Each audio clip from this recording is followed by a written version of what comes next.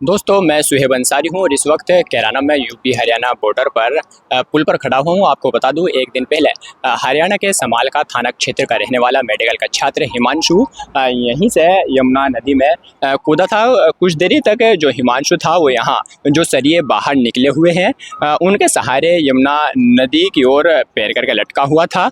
वो यहाँ जो पहुँचा था किस वाहन से पहुंचा था इसकी अभी जानकारी नहीं हो पाई है, लेकिन जो उसके साथ में टेबलेट या फिर अन्य सामान था वो उसने पहले ही पुल पर रख दिया था। तो यमुना नदी की उफनती लहरें आप देख सकते हैं। यहाँ हिमांशु जैसे ही यमुना नदी में कूदा तो इसके बाद काफ़ी दूरी तक जो आप सामने टावर देख रहे हैं लगभग वहाँ तक वो नज़र आ रहा था, उसका सिर दिख रहा था। कुछ लोगों ने यमुना नदी पर जब कूद रहा था यमुना नदी से, वो यमुना नदी का जो पुराना पुल है वैसे तो यहाँ से पुलिस प्रशासन की ओर से आवागमन बंद किया गया है। और जो मैं आपको दिखा देता हूँ, कैराना में जो प्राइवेट गोताखोर है वो यमुना नदी में युवक की उसी छात्र की तलाश कर रहे हैं। मेडिकल का छात्र हिमांशु जो यमुना नदी में कूदा था उसकी तलाश में सर्च अभियान लगातार चलाया जा रहा है। तो आपको बता दूं कैराना में इसी स्थान से जब लटका हुआ था हिमांशु तो कुछ लोगों ने उसको बचाने का प्रयास किया था, लेकिन नहीं बच सका। और इसी बीच ये रास्ता आपको दिखा देता हूँ, ये यमुना नदी का पुराना पुल है, इसको वैसे तो बंद किया गया, लेकिन इसी पुल से जो फ्लड पीएसी के जवान थे वो यहाँ आए थे, लेकिन इसके बावजूद भी फ्लड पीएसी के जवानों ने यमुना नदी में छलांग नहीं लगाई और इसी कारण शायद उसकी जान नहीं बचाई जा सकी। और कहा यह जा रहा है यदि फ्लड पीएसी के जवान यमुना नदी में तुरंत छलांग लगा देते ऊपर से पुल से या फिर मोटर बोट के जरिए यमुना नदी में पहुंचते हिमांशु तक तो उसकी जान बच सकती थी। यहाँ यमुना पुल पर प्राइवेट गोताखोर भी है, मुस्तकीम उर्पिल्लू, उनसे बातचीत करते हैं। मुस्तकीम जी, किस तरह से पूरा हादसा हुआ था? देखो जी, ये जो आता है इधर से पानीपत का था, ये कम से कम ये रहा यहाँ 15 मिनट लटको है। ये सामने इस सरिये पे। अच्छा। तो हम तो थे नहीं, हम तो प्राइवेट गोताखोर हैं, हम तो थे नहीं, हम तो गाँव में थे। बाद में पता चला हमने तो करीबन पता चला हमने 5-6 बजे के करीब तो हम आए थे। उस टाइम में हमने थोड़ी सी प्रयास करी, अपने नहीं मिला। फिर अगर हम मौके पे होते जहाँ तो वो कूदा में से कूद के उसने बचा लेते, यहीं से कूद के अगर हम मौके पे होते, एक बंदा होता हमारे मतलब 2 होते तो बचा लेते उसने। बताया जा रहा है कि यमुना पुल के जो नीचे पानी है उसकी गहराई लगभग 30 से 40 फीट है। हाँ, 30 फुट जहाँ एक कूदा नहीं, 30 फुट गहराई है यहाँ। ये कूद के ऐसे चला गया, ये चला गया टावर तक। वो टावर जा रहा है, देखो टावर दिख रहा है आपको, तिरता तिरता वहां तक चला गया। अगर ये सोचते प्रशासन भी चला, अगर ये हमारे पे भी कॉल करते कम से कम 10 मिनट लगेगा घुसना वहाँ जाने में। अगर कोई हमारे पे कॉल करता तो हम तुरंत उसकी जान बचा लेते। आप कूद सकते थे? हाँ, कूद के तुरंत जान बचा लेते। आपको नहीं लगता इतनी गहराई है पानी की? नहीं, कहीं ना कहीं जोखिम भरा था। नहीं, हम तो यही काम कर, मतलब अगर हमारे सामने कोई डूबता हुआ ना तो हम 1 मिनट में निकालते हैं उसको ऊपर से कूद के पुल पे से। हम टाइम नहीं लगाते हैं। अगर हमारे सामने होता है हम थे नहीं, प्राइवेट को तक हो रहे हैं, ये बुला लें पुलिस वाले, हमें कहने ताजा में बाकी और कुछ है नहीं। सरकारी कोई जॉब है, गरीब आदमी है जी, क्या करेंगे? बस हमने तो यहाँ थोड़ा 24 घंटा रहना, हमने अपने मजदूरी भी करनी पड़े जी।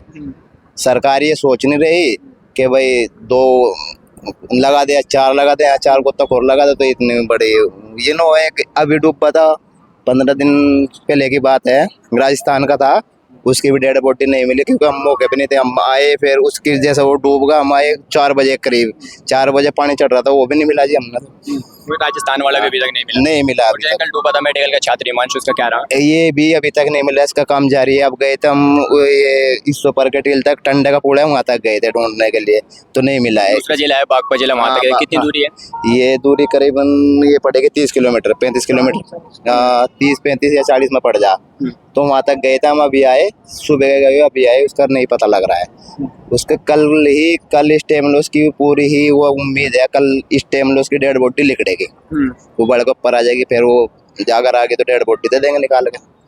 आप यहाँ कब से यमुना नदी पर हो जो लोगों की जान बचाते हैं? ये मैंने करीबन ऐसा हो लगा 20 साल बचाते ना मैंने, जो जितनी मैंने जान बचाई, मतलब जितनी मैंने जान बचा रहा, मैंने मेरे फोन में वीडियो है, जितनी मैं डेड बॉडी काट करता हूँ सब मेरे फोन में है।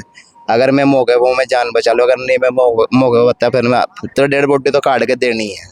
अच्छा, कितने लोगों की जान बचाई होगी अंदाजा कुछ बताइए? और कितने शव आपने बरामद किए होंगे जो हमने? करीबन मैंने मतलब 20 साल की उम्र में कम से कम ऐसे बचा लूंगा 50 आदमी। और मतलब 50 के भी फिर 100 आदमी को मैंने डेड बॉडी काट के दे दी होगी इस पर। आपने कैसे बचाए? आप यमुना नदी पर थे उस समय इसीलिए बचे हो? हाँ, अब जैसा जमुना नदी पे था मैं, जैसे मेले में अगर हम मेला चलता है, और ये कावड़ियों का भी मेला चलता है, स्नान होता है कावड़ियों का, इसमें भी अब के भी मैंने 4 आदमी बचाए मैंने इसमें। जैसा मेला चलता है, जैसे मैं यहाँ बैठ जाता हूँ, आने का कोई मेरे सामने डूबता है, जब मैं बचा लेता हूँ, उसकी वीडियो है मेरे पास, सब पूरा सबूत है।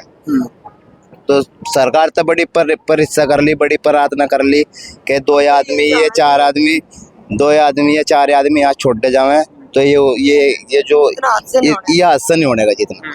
आपको लगता है आप यहाँ होते तो बच जाते? हाँ बचा एक, हाँ बिल्कुल बच जाता जी। हाँ, हम 1 मिनट में बचा लेते उसने। अगर हम होते ना वहाँ भी होते, हम चेक कहीं होते, इस जंगल में कहीं होते यार, हमने वो यहाँ तक कूदता मिलता ना जी, हम उसकी जान बचा।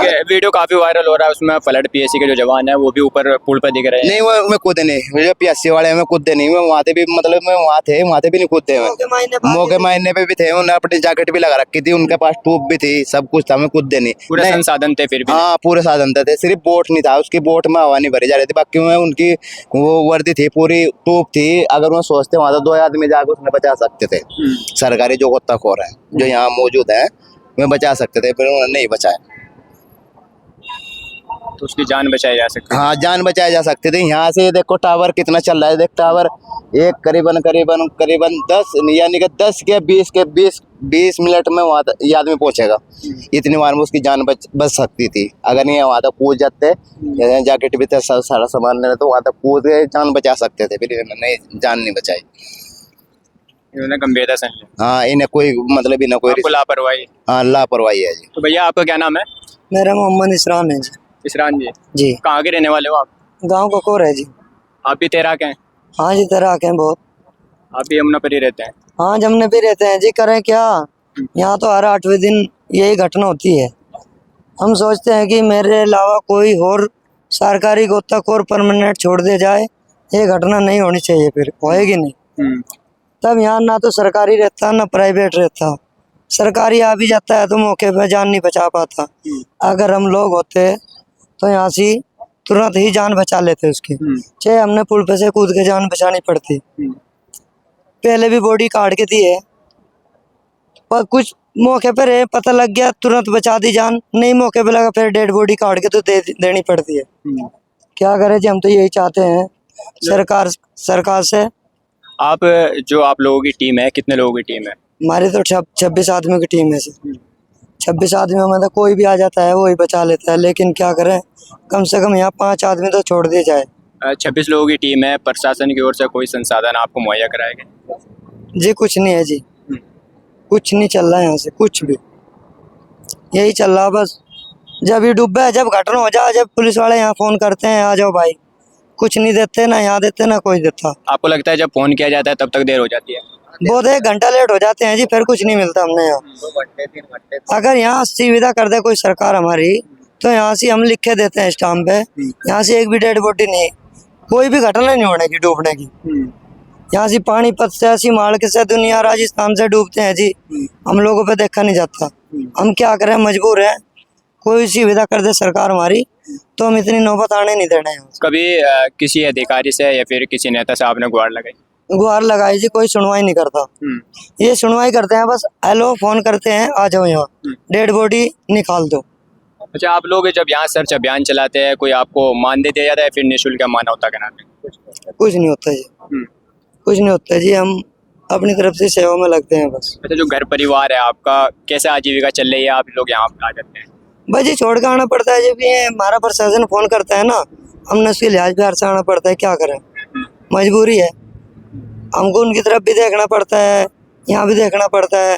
अब जब हमारे यहाँ से कोई सुनवाई हो जाएगी, यहाँ परमानेंट रहेंगे हम, तो फिर तो हम घर गुजार कर लेंगे अपना। अब कैसे चल रहा है घर का गुजारा?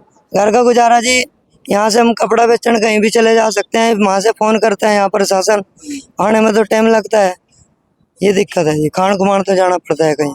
तो आप क्या चाहते हैं? हम तो ये चाहते हैं जी, यहाँ से कम से कम 10 आदमियों की, 5 आदमियों की ड्यूटी लगनी चाहिए परमानेंट, प्राइवेट लगनी चाहिए, सरकारी भी छोड़ दो, ये घटना देखने को नहीं मिलेगी कभी भी। तो आपने प्राइवेट गोताखोरों को सुना, इनका कहना है, इनकी पीड़ा ये भी है कि इनको प्रशासन की ओर से संसाधन उपलब्ध नहीं कराए गए। साथ ही प्राइवेट गोताखोर ये भी चाहते हैं कि उन्हें संविदा पर या फिर अस्थायी रूप से यहाँ पर नियुक्ति मिले ताकि उनके परिवारों का गुजारा चल सके।